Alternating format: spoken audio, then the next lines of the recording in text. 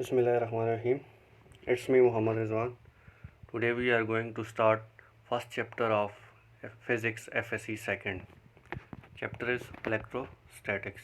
What is electrostatics? Electrostatic is branch of physics which deals about the study of charges at rest. यानी कि जो charges rest पे होंगे उसके बारे में जो स्टडी करेंगे उसको क्या कहेंगे? Electrostatics. That branch of physics we deal about the study of charges in motion is called electrodynamics. और हमारा next chapter charges in motion के अबाउट होगा.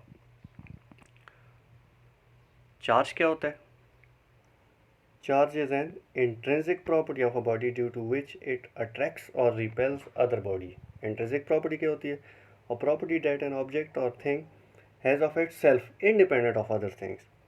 For example, mass is an intrinsic property, whereas weight is an extrinsic property.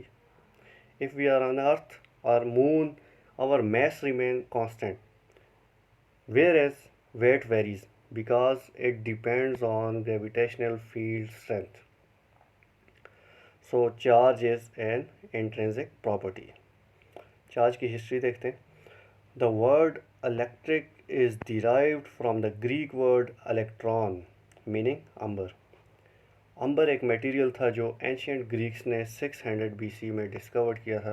अंबर को जब वूल के साथ रब किया गया तो उसके बाद अंबर ने बाकी ऑब्जेक्ट्स को अपनी तरफ अट्रैक्ट करना शुरू कर दिया. अब अंबर ने बाकी ऑब्जेक्ट्स को क्यों अट्रैक्ट किया आफ्टर रबिंग? देखें, अंबर क्या है? Amber is a matter and that matter have protons, electrons and neutrons.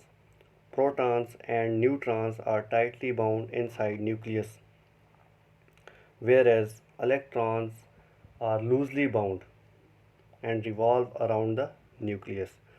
Protons की बाइंडिंग एनर्जी बहुत ज़्यादा होती है, वो टाइटली बाउंड होते हैं, न्यूट्रॉन्स भी. जबकि इलेक्ट्रॉन्स की जो बाइंडिंग एनर्जी है वो फ्यू इलेक्ट्रॉन वोल्ट्स होती है, जो कि रिवॉल्व कर रहे होते हैं अराउंड द न्यूक्लियस. अब इलेक्ट्रॉन के पास एक प्रॉपर्टी है जिसको कहते हैं चार्ज, और ये मैग्नीट्यूड में होता है 1.6 इंटू 10⁻⁻19 कूलम. प्रोटॉन के पास भी सेम प्रॉपर्टी है. मैग्नीट्यूड में प्रोटॉन पे भी 1.6 इंटू 10⁻⁻19 कूलम चार्ज होता है, लेकिन नेचर वाइज अपोजिट होता है. यानी कि इलेक्ट्रॉन के मुकाबले में प्रोटॉन पे अपोजिट चार्ज होगा. अब देखा जाए, एटम के पास नॉर्मली जितने प्रोटॉन्स होते हैं उतने ही इलेक्ट्रॉन्स होते हैं. यानी कि हम ये कह सकते हैं कि atom as a whole neutral होता है. अब इन एटम से जो मैटर बनेगा वो भी क्या होगा? न्यूट्रल होगा. अब रबिंग के दौरान क्या हुआ था कि जिसकी वजह से अंबर पे चार्ज अपीयर हो गया. देखिए, जब हमने अंबर को वूल के साथ रब किया तो उस फ्रिक्शन की वजह से या रबिंग की वजह से जो हीट प्रोड्यूस हुई वो हीट इतनी थी कि जिसने किसी एक मटेरियल के इलेक्ट्रॉन्स को रिमूव कर दिया. तो रबिंग के दौरान जब भी हम दो मटेरियल्स को रब करेंगे उसमें एक मटेरियल ऐसा होगा जिसकी टेंडेंसी होगी चार्ज को गेन करने की, और एक मटेरियल ऐसा होगा जिसकी टेंडेंसी होगी चार्ज को लॉस करने की. तो इस केस में अंबर ने इलेक्ट्रॉन्स लॉस किए और वही इलेक्ट्रॉन्स वूल ने गेन कर लिए. अब अंबर के पास डेफिशिएंसी ऑफ इलेक्ट्रॉन्स आ गई. डेफिशिएंसी ऑफ इलेक्ट्रॉन्स आने की वजह से यानी कि प्रोटॉन्स एक्सेस में हो गए. प्रोटॉन्स एक्सेस में है तो उस पर कौन सा चार्ज आ गया? पॉजिटिव. जबकि वूल ने इलेक्ट्रॉन्स को गेन कर लिया. वूल के पास एफिशिएंसी ऑफ इलेक्ट्रॉन्स आ गई. एफिशिएंसी की वजह से यानी कि उस पर चार्ज कौन सा आ गया? नेगेटिव. इस तरह अंबर ने बाकी ऑब्जेक्ट्स को अट्रैक्ट किया. कितने तरह के चार्ज होते हैं इसके लिए एक्सपेरिमेंट देखते हैं. लेट हम एक ग्लास रॉड लेते हैं जिसको फर के साथ रब करते हैं. एक और ग्लास रॉड लेते हैं जिसको सिल्क के साथ रब करते हैं. अब जो ग्लास रॉड हमने फर के साथ रब किया उसने इलेक्ट्रॉन गेन कर लिए फ्रॉम फर, और जो ग्लास रॉड हमने सिल्क के साथ रब किया उसने इलेक्ट्रॉन लॉस कर लिए. अब ये देखा गया कि जब दो ग्लास रॉड को सेम मटेरियल के साथ रब करके करीब लाया गया तो वो रिपेल कर रहे थे, और अपोजिट मटेरियल के साथ जब उनको रब करके करीब लाया गया तो वो अट्रैक्ट कर रहे थे. अट्रैक्शन और रिपल्जन से हमें ये पता चला कि हमारे पास दो तरह के चार्जेस होते हैं. बेंजामिन फ्रैंकलिन ने इन चार्जेस को पॉजिटिव और नेगेटिव का नाम दे दिया गया. खुद से उसने इलेक्ट्रॉन के चार्ज को नेगेटिव का नाम दे दिया और प्रोटॉन के चार्ज को पॉजिटिव का नाम दे दिया. अगर उस टाइम वो प्रोटॉन के चार्ज को नेगेटिव कह देता, इलेक्ट्रॉन के चार्ज को पॉजिटिव कह देता, आज हमारे लिए उसी तरह होता है। अच्छा, अब हम ये कह सकते हैं कि अगर लाइक चार्जेस हुए तो वो एक दूसरे को रिपेल करेंगे, और अनलाइक चार्जेस हुए तो वो एक दूसरे को अट्रैक्ट करेंगे। यानी कि इलेक्ट्रॉन इलेक्ट्रॉन है तो वो रिपेल करेगा, इलेक्ट्रॉन प्रोटॉन है तो वो अट्रैक्ट करेगा। प्रॉपर्टीज़ ऑफ चार्ज, पहली प्रॉपर्टी है conservation of charge. Conservation of charge क्या होती है? In any charging process charge is neither created not destroyed but it is transfer from one body to another body. For example, हमारे पास plastic rod है और फर है। Late initially दोनों अनचार्ज हैं, यानी कि न्यूट्रल हैं। आफ्टर रबिंग, जब हमने प्लास्टिक रॉड को फर के साथ रब किया तो प्लास्टिक रॉड के ऊपर नेगेटिव चार्ज अपीयर हो गया और फर के ऊपर पॉजिटिव चार्ज अपीयर हो गया। अब प्लास्टिक रॉड के ऊपर जितना नेगेटिव चार्ज अपीयर हुआ वो कितना होगा? जितना फर ने नेगेटिव चार्ज लॉस किया है। यानी कि रॉड ने जितने इलेक्ट्रॉन गेन किए हैं, फर ने उतने ही इलेक्ट्रॉन लॉस किए हैं, उससे ज़्यादा नहीं होंगे। यानी कि हम ये कह सकते हैं कि total charge in whole process क्या रहा है? सेम रहा है, कांस्टेंट रहा है, चेंज नहीं हुआ। इसको हम इस तरह भी डिफाइन कर सकते हैं, algebraic sum of all the charges in any close system is constant. किसी भी सिस्टम में sum of all the charges क्या रहेंगे? कांस्टेंट रहेंगे। एक एग्जांपल से समझते हैं। लेट हमारे पास इलेक्ट्रॉन और पॉजिट्रॉन थे, उन दोनों ने जब रिएक्शन किया तो फोटॉन बनाया। इलेक्ट्रॉन और पॉजिट्रॉन ने जब कोलाइड किया या मीट किया तो फोटॉन बना। अब बिफोर रिएक्शन अगर चार्ज देखें, इलेक्ट्रॉन पे होता है -e charge. Positron anti matter है इलेक्ट्रॉन का, जो 1932 में कॉस्मिक रेज में डिस्कवर्ड हुआ था। पॉजिट्रॉन पे +e चार्ज होता है। पॉजिट्रॉन का मास इक्वल होता है इलेक्ट्रॉन के, और पॉजिट्रॉन का चार्ज इक्वल होता है इलेक्ट्रॉन के, लेकिन नेचर वाइज अपोजिट होता है। यानी कि पॉजिट्रॉन पे उतना चार्ज होता है जितना एक प्रोटॉन पे होता है। अब बिफोर रिएक्शन अगर हम चार्ज देखें, -e + e, net charge 0। -e + e, net charge before reaction क्या था? 0। आफ्टर रिएक्शन फोटॉन बना। फोटॉन पे कोई भी चार्ज नहीं होता, यानी कि आफ्टर रिएक्शन भी चार्ज नहीं है। तो हमने ये देखा एक क्लोज सिस्टम में चार्ज क्या रहा? कांस्टेंट रहा या फिर कंजर्व रहा। दूसरी प्रॉपर्टी है क्वांटाइजेशन ऑफ चार्ज। इसको कैसे डिफाइन करेंगे? Charge carried bye a body is always an integral multiple of smallest unit of charge which is charge on electron और प्रोटॉन। किसी भी बॉडी पे जब भी चार्ज अपीयर होगा वो हमेशा इंटीग्रल मल्टीपल होगा किसके? चार्ज ऑन इलेक्ट्रॉन के या फिर चार्ज ऑन प्रोटॉन के। इसको एक एग्जांपल से समझते हैं। फॉर एग्जांपल, हमारे पास एक बॉडी थी जिसके पास एक ही प्रोटॉन था और एक ही इलेक्ट्रॉन था। अगर एक ही प्रोटॉन है +e और एक इलेक्ट्रॉन है तो -e, नेट चार्ज क्या होगा? 0, यानी कि Q = 0। लेट हमारे पास एक बॉडी जिसके पास 2 प्रोटॉन्स हैं और एक इलेक्ट्रॉन है, तो हम ये कह सकते हैं उस पर जो नेट चार्ज होगा +2e -e, +2e -e +e आ जाएगा। नेट चार्ज क्या होगा? +e। इसी तरह अगर हमारे पास एक बॉडी है जिसके पास 3 प्रोटॉन्स हैं और एक इलेक्ट्रॉन है, फिर चार्ज कितना होगा? +3e -e, +3e -e +2e हो जाएगा। नेट चार्ज कितना हो जाएगा? +2e। हमने देखा Q = 0, Q = +e, Q = +2e। इस तरह अगर हम आगे जाएं तो ये बनेगा Q = ne। लेट अगर हमारे पास एक बॉडी जिसके पास एक्सेस में इलेक्ट्रॉन्स हैं -2e और एक प्रोटॉन है, फिर इस पे नेट चार्ज होगा -e। इसी तरह अगर एक बॉडी है जिसके पास इलेक्ट्रॉन्स हैं -3e और एक प्रोटॉन है +e, तो उसके ऊपर नेट चार्ज हो जाएगा -2e। तो -3e -4e -5e, इस तरह उस पर चार्ज अपीयर होगा। यानी कि किसी भी बॉडी पे जब भी चार्ज आएगा वो हमेशा Q = ne होगा, यानी कि Q = integer multiple of elementary charge जो कि चार्ज ऑन इलेक्ट्रॉन या चार्ज ऑन प्रोटॉन होगा। एन क्या है? एन हमारे पास इंटीजर होगा, यानी कि या फिर प्लस ई हो सकता है या प्लस 3 हो सकता है या -5 ई हो सकता है या -4 ई हो सकता है। Smallest possible charge, smallest possible charge क्या है? Smallest possible charge is charge on electron और प्रोटॉन। कभी भी कोई भी चार्ज किसी एक इलेक्ट्रॉन या प्रोटॉन से छोटा नहीं होगा। वो उसके इक्वल हो सकता है या उसके इंटीजर मल्टीपल हो सकता है। क्वार्क्स हमारे पास ऐसे चार्ज हैं जो इलेक्ट्रॉन या प्रोटॉन से छोटे हैं, लेकिन क्वार्क कभी भी आइसोलेटेड फॉर्म में नहीं मिलेगा, कभी भी अकेला नहीं पाया जाएगा, हमेशा कंबाइंड फॉर्म में पाया जाएगा। और जब ये कंबाइंड फॉर्म में पाया जाता है तो इसका जो इस कम्बिनेशन की वजह से जो चार्ज बनता है वो हमेशा इलेक्ट्रॉन या प्रोटॉन के इक्वल होगा और कम नहीं होगा। हम ये भी कह सकते हैं कि जब भी किसी बॉडी पे जब भी कोई बॉडी इलेक्ट्रॉन्स को लॉस करेगी या गेन करेगी तो वो एक इलेक्ट्रॉन हो सकता है, 2 इलेक्ट्रॉन्स हो सकते हैं, 3 इलेक्ट्रॉन्स हो सकते हैं, लेकिन कभी भी आधा इलेक्ट्रॉन नहीं हो सकता, 1.3 इलेक्ट्रॉन नहीं हो सकता, 2.7 इलेक्ट्रॉन नहीं हो सकता, हमेशा इंटीजर मल्टीपल होगा। अच्छा, यूनिट ऑफ चार्ज, ऐसा यूनिट ऑफ चार्ज क्या है? Coulomb.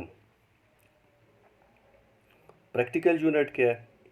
Practical unit of charge है इलेक्ट्रोस्टैटिक यूनिट, या जिसको हम ESU भी लिखते हैं, स्टैट कूलम भी लिखते हैं, फ्रैंकलिन भी लिखते हैं। 1 कूलम कितना होता है? 1 कूलम 3 × 10⁻9 स्टैट कूलम होता है। या फिर हम इसको ये भी कह सकते हैं 1 कूलम होता है 3 × 10⁻9 franklin. Natural unit of charge क्या है? Natural unit of charge is elementary charge which is actually charge on electron और प्रोटॉन। स्मॉलेस्ट पॉसिबल चार्ज है जो चार्ज ऑन इलेक्ट्रॉन है या चार्ज ऑन प्रोटॉन है, जिसको हम ई से डिनोट कर सकते हैं, ये नेचुरल यूनिट ऑफ चार्ज है। यानी कि 1 ई कितना होता है? 1.6 × 10⁻19 कूलम। यानी कि अगर आपसे कोई पूछता है नेचुरल यूनिट ऑफ चार्ज क्या है, तो natural unit of charge is elementary charge e which is charge on electron और प्रोटॉन। चार्जिंग, किसी भी ऑब्जेक्ट को हम चार्ज कैसे कर सकते हैं? पहला मेथड है चार्ज बाय रबिंग या फिर फ्रिक्शन। जब भी हम दो ऑब्जेक्ट्स को रब करेंगे तो उसमें एक ऑब्जेक्ट ऐसा होगा जो इलेक्ट्रॉन्स को गेन कर लेगा और एक ऑब्जेक्ट ऐसा होगा जो इलेक्ट्रॉन्स को लॉस कर लेगा। जो ऑब्जेक्ट इलेक्ट्रॉन्स को गेन करेगा उस पर नेगेटिव चार्ज आ जाएगा, जो ऑब्जेक्ट इलेक्ट्रॉन्स को लॉस करेगा उस पर पॉजिटिव चार्ज आ जाएगा, और इस तरह दोनों ऑब्जेक्ट्स अपोजिटली चार्ज हो जाएंगे। For example, when glass rod is रब विद फर, जब ग्लास रॉड को फर के साथ रब किया गया तो ग्लास रॉड ने इलेक्ट्रॉन्स को गेन कर लिया फर से और फर ने इलेक्ट्रॉन्स को लॉस कर लिया। अब ग्लास रॉड ने जितने इलेक्ट्रॉन्स गेन किए, फर ने उतने ही इलेक्ट्रॉन्स लॉस किए। ग्लास रॉड पे नेगेटिव चार्ज आ गया, फर पे पॉजिटिव चार्ज आ गया। दूसरा मेथड है चार्जिंग का, चार्ज बाय कंडक्शन और चार्ज बाय टचिंग। लेट हमारे पास एक ऑब्जेक्ट है जो कि न्यूट्रल है और हम एक और ऑब्जेक्ट लेके आते हैं जिसके ऊपर नेगेटिव चार्ज है। अगर हम उस नेगेटिव चार्ज वाले ऑब्जेक्ट को उस न्यूट्रल ऑब्जेक्ट के साथ टच कर देते हैं तो क्या होगा? इससे ये होगा कि जो चार्ज ऑब्जेक्ट है उसके ऊपर से कुछ इलेक्ट्रॉन्स न्यूट्रल ऑब्जेक्ट के ऊपर भी चले जाएंगे। तो इस तरह न्यूट्रल ऑब्जेक्ट भी क्या हो जाएगा? चार्ज हो जाएगा। तीसरा मेथड है चार्ज बाय इंडक्शन। इंडक्शन क्या होती है? Modification in the distribution of electric charge on one material under the influence of electric charge on nearby object called electrostatic induction। जब हम एक चार्ज ऑब्जेक्ट को अनचार्ज ऑब्जेक्ट के करीब लाएंगे, जस्ट उसके करीब लाएंगे, तो अनचार्ज ऑब्जेक्ट के अंदर चार्जेस की रीडिस्ट्रीब्यूशन हो जाएगी। जो रिपेल होंगे वो थोड़े अवे मूव हो जाएंगे, जो अट्रैक्ट हो रहे होंगे वो थोड़े करीब मूव हो जाएंगे। यानी कि अनचार्ज ऑब्जेक्ट के अंदर मॉडिफिकेशन ऑफ द चार्जेस हो जाएगी। इस प्रोसेस को कहते हैं इलेक्ट्रोस्टैटिक इंडक्शन। इसको एक एक्सपेरिमेंट से समझते हैं। फॉर एग्ज़ाम्पल हमारे पास एक हमारे पास एक मेटल बॉल थी जिसको इंसुलेटिंग स्टैंड के ऊपर रखा हुआ था। लेट हम एक नेगेटिवली चार्ज रॉड इस मेटल बॉल के करीब लेके आते हैं। अब मेटल बॉल के अंदर क्या है, प्रोटॉन्स हैं और इलेक्ट्रॉन्स हैं। तो ये negatively charge rod metal ball के इलेक्ट्रॉन्स को रिपेल करेगा और मेटल बॉल के प्रोटॉन्स को अट्रैक्ट करेगा। अब हमें ये पता है प्रोटॉन्स टाइटली बाउंड होते हैं, वो मूव नहीं कर सकते। इलेक्ट्रॉन्स कंडक्टर के अंदर नियरली फ्री होते हैं और वो इजीली मूव कर सकते हैं। तो नेगेटिवली चार्ज रॉड जब उन इलेक्ट्रॉन्स को रिपेल करेगा तो वो इलेक्ट्रॉन्स राइट साइड शिफ्ट हो जाएंगे और प्रोटॉन्स लेफ़्ट साइड शिफ्ट हो जाएंगे। या फिर हम ये कह सकते हैं कि लेफ़्ट साइड इलेक्ट्रॉन्स की डेफिशिएंसी आई है, उसकी वजह से प्रोटॉन्स पॉजिटिव चार्ज अपीयर हो गया। Right side excess of electrons आ गया और left side deficiency of electrons हो गया। अब अगर हम इस नेगेटिवली चार्ज रॉड को दूर ले जाते हैं तो दोबारा से यही चार्ज अपनी ओरिजिनल पोजीशन पे आ जाएंगे। लेकिन जिस टाइम तक हमने ये नेगेटिवली चार्ज रॉड इसके करीब रखा हुआ है तो right side excess of electrons हैं, left side efficiency of electrons हैं। ये जो एक्सेस ऑफ चार्जेस हैं दोनों साइड, इनको कहा जाता है इंड्यूस चार्जेस। लेट हम इस नेगेटिवली चार्ज रॉड की मौजूदगी में एक कंडक्टिंग वायर मेटल बॉल के साथ कनेक्ट करते हैं और उसको अर्थ के साथ कनेक्ट कर देते हैं। इससे क्या होगा, इससे ये होगा कि जो इलेक्ट्रॉन्स नेगेटिवली चार्ज रॉड की वजह से रिपेल हो रहे थे वो इस वायर के थ्रू अर्थ में चले जाएंगे। पहले इन इलेक्ट्रॉन्स के पास कोई पाथ नहीं था और अवे जाने का, तो इसलिए वो मेटल बॉल के ऊपर ही थे। लेकिन अब हमने एक उनको कंडक्टिंग पाथ दे दी है, वो इलेक्ट्रॉन्स इजीली मूव करके अर्थ में मूव कर जाएंगे। अर्थ ज़ीरो पोटेंशियल है, जब भी किसी ऑब्जेक्ट पे चार्ज होगा अगर आप उसको अर्थ के साथ टच करेंगे या अर्थ पे रखेंगे तो वो चार्ज सारा का सारा अर्थ में मूव कर जाएगा। यानी कि अर्थ को हम एज अ सिंक यूज़ कर सकते हैं।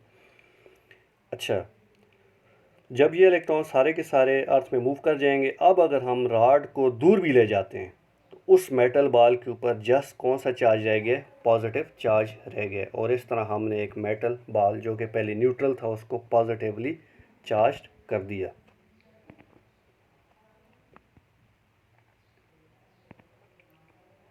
एक और एक्सपेरिमेंट देखते हैं।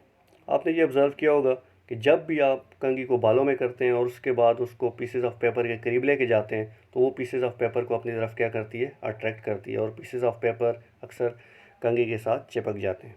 अब यहाँ पे क्या प्रोसेस हो रहा होता है, consider negatively charge comb. Let हमारे पास एक नेगेटिवली चार्ज कॉम है और उसको हम पीसेज ऑफ पेपर के करीब लेके आ रहे हैं। अब पीसेज ऑफ पेपर जो कि पहले न्यूट्रल थे, यानी कि उसके पास जितने प्रोटॉन्स थे उतने ही इलेक्ट्रॉन्स थे, जब एक नेगेटिवली चार्ज कॉम उसके करीब लेके आएंगे तो उन पीसेज ऑफ पेपर के इलेक्ट्रॉन्स को रिपल्जन मिलेगी और उन पीसेज ऑफ पेपर के प्रोटॉन्स को अट्रैक्शन मिलेगी। अब यहाँ पे सिचुएशन थोड़ी डिफरेंट है। पीसेज ऑफ पेपर इंसुलेटर है और इंसुलेटर के इलेक्ट्रॉन्स फ्री नहीं होते, बाउंडेड होते हैं। यानी कि ये उस तरह मूव नहीं कर सकते जिस तरह एक कंडक्टर में मूव कर रहे थे, जो हमने अभी एक्सपेरिमेंट नंबर 1 में देखा था। इस केस में क्या होगा, इस केस में इलेक्ट्रॉन्स स्लाइटली शिफ्ट हो जाएंगे अवे और प्रोटॉन्स स्लाइटली शिफ्ट हो जाएंगे toward the negatively charge com. Protons थोड़े से करीब हो जाएंगे और इलेक्ट्रॉन्स थोड़े से मूव अवे हो जाएंगे। तो ये slight shifting of charge with in the molecules of pieces of paper called polarisation, इसको कहते हैं पोलराइजेशन। अच्छा, अब ये तो हमें पता है उस पीसेस ऑफ पेपर के पास जितने इलेक्ट्रॉन्स हैं उतने ही प्रोटॉन्स हैं, लेकिन पॉजिटिवली चार्ज स्लाइटली क्लोजर हैं कॉम के और नेगेटिवली चार्ज स्लाइटली अवे हैं कॉम से। तो यहाँ पे नेगेटिवली चार्ज कॉम और प्रोटॉन्स के दरमियान फोर्स ऑफ अट्रैक्शन वो ज़्यादा है as compare to negatively charge comb और इलेक्ट्रॉन के दरमियान जो फोर्स ऑफ रिपल्जन है, यानी कि यहाँ पे फोर्स ऑफ अट्रैक्शन स्ट्रांगर होगी as compare to force of repulsion. So net force क्या होगी, अट्रैक्टिव फोर्स होगी, जिसकी वजह से वो पीसेज ऑफ पेपर कॉम के साथ अटैच हो जाते हैं। अच्छा, ये आज हमारा ये टॉपिक था और यहाँ पे ये एंड होता है। इससे रिलेटेड कुछ 3-4 ईटा बेस एमसीक्यूज़ हैं, उनको हम देखते हैं। पहला एमसीक्यूज़ है, how many electrons will have charge on how many electrons will have charge of 1 coulomb. अगर हमारे पास 1 कूलम चार्ज है तो उसमें कितने इलेक्ट्रॉन्स होंगे। अब देखिए, हमने पहले पढ़ा था क्वांटाइजेशन ऑफ चार्ज में एक रिलेशन हमने डिराइव किया था, Q is equal to n e. Q क्या है, चार्ज है, एन क्या है, नंबर ऑफ इलेक्ट्रॉन्स और प्रोटॉन्स हैं, ई क्या है, चार्ज ऑन इलेक्ट्रॉन्स और प्रोटॉन। तो यहाँ पे इलेक्ट्रॉन्स की बात हो रही है, तो e charge on electron, n is number of electrons. हमने एन फाइंड करना है, तो ई लेफ्ट साइड जब जाएगा डिवाइड हो जाएगा, तो n is equal to q over e आ जाएगा। क्यू कितना है, 1 कूलम। ई कितना है, 1.6 इंटू 10⁻⁻19 कूलम। 1/1.6 इंटू 10⁻⁻19 जब करेंगे 1/1.6 जो है वो 0.625 हो जाएगा। 10⁻⁻19 को जब हम नंबरेटर में लेके जाएंगे तो वो 10⁻19 हो जाएगा। पॉइंट को शिफ्ट करेंगे राइट साइड तो वो बन जाएगा हमारे पास 6.25 इंटू 10⁻18 इलेक्ट्रॉन्स। ए ऑप्शन हमारा जो है वो राइट है। MCQs number 2, 2 electrons are removed from a conductor, the charge on it is। एक कंडक्टर से अगर 2 इलेक्ट्रॉन रिमूव कर दिए हैं तो उस पर कितना चार्ज आ जाएगा। 2 इलेक्ट्रॉन्स रिमूव करने का ये मतलब है कि 2 प्रोटॉन्स एक्सेस में हो गए हैं उसके पास। अब 2 प्रोटॉन्स पे जितना चार्ज होगा इतना ही उस कंडक्टर पे चार्ज होगा। देखिए, अगर एक कंडक्टर है उसके पास 1000 इलेक्ट्रॉन्स हैं और 1000 प्रोटॉन्स हैं, उसके ऊपर नेट चार्ज 0 होगा। लेकिन अगर उसी कंडक्टर से 2 इलेक्ट्रॉन्स निकाल दिए, अब उसके पास 998 इलेक्ट्रॉन्स रह गए हैं और 1000 प्रोटॉन्स रह गए। प्रोटॉन्स 2 जो हैं वो एक्सेस में, जितना चार्ज उन 2 प्रोटॉन्स का होगा उतना ही उस पूरे कंडक्टर पे चार्ज होगा। एक प्रोटॉन पे कितना चार्ज होता है, एक प्रोटॉन पे चार्ज होता है 1.6 इंटू 10⁻19 कूलम। तो फिर 2 प्रोटॉन्स की वजह से कितना चार्ज हो जाएगा, 2 के साथ मल्टीप्लाई कर देंगे तो ये बनता है 3.2 इंटू 10⁻19 कूलम। तो सी ऑप्शन हमारा राइट ऑप्शन है। MCQ number 3, smallest observable isolated charge is. सबसे छोटा चार्ज कितना पॉसिबल है, तो ये हमने पहले भी डिस्कस कर लिए। ऑप्शंस हैं alpha particle, quark, electron, 1 coulomb.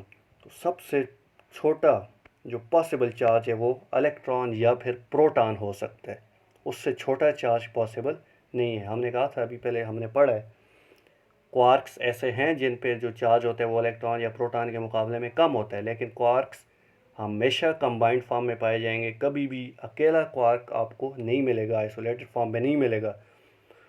वो कंबाइन होकर उनका जो चार्ज है वो हमेशा इलेक्ट्रॉन या प्रोटॉन के इक्वल तो हो सकता है, लेकिन उससे कम नहीं हो सकता। एमसीक्यूज नंबर 4 है, 2 conducting spheres having charge -70 on A and +30 on B. After touching with each other, charge on each sphere will।